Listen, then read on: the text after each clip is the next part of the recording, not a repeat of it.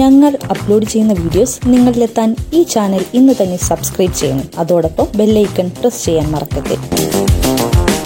വയനാട് ദുരന്തഭൂമി നടന്നു കയറി അവിടുത്തെ അവസ്ഥകൾ കണ്ട് വിലയിരുത്തുകയായിരുന്നു പ്രധാനമന്ത്രി ശ്രീ നരേന്ദ്രമോദി. മുഖ്യമന്ത്രി ശ്രീ പിണറായി വിജയനും കേന്ദ്ര സഹമന്ത്രി ശ്രീ സുരേഷ് ഗോപിയും ഒപ്പമുണ്ടായിരുന്നു.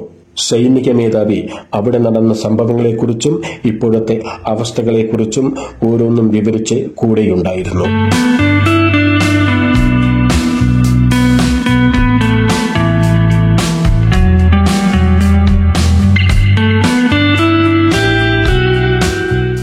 ദുരന്തഭൂമിയിൽ നിന്നും ആശുപത്രിയിലേക്ക് പോവുകയും അവിടെ ചികിത്സയിലുള്ളവരെ കണ്ട് സമാധാന വാക്കുകളാൽ സാന്ത്വനപ്പെടുത്തുകയും ചെയ്തു. തന്റെ കുടുംബത്തിലെ ഒരാളെ പോലെയാണ് അദ്ദേഹം പെരുമാറിയത്. അത് ഓരോരുത്തർക്കും ധൈര്യം പകരുന്ന വിധമായിരുന്നു. കുഞ്ഞുകുട്ടിയെ ചേർത്ത് പിടിച്ചു നിൽക്കുന്ന കാഴ്ച എല്ലാവരുടെയും മനസ്സിലേക്കുന്നത് തന്നെയാണ്.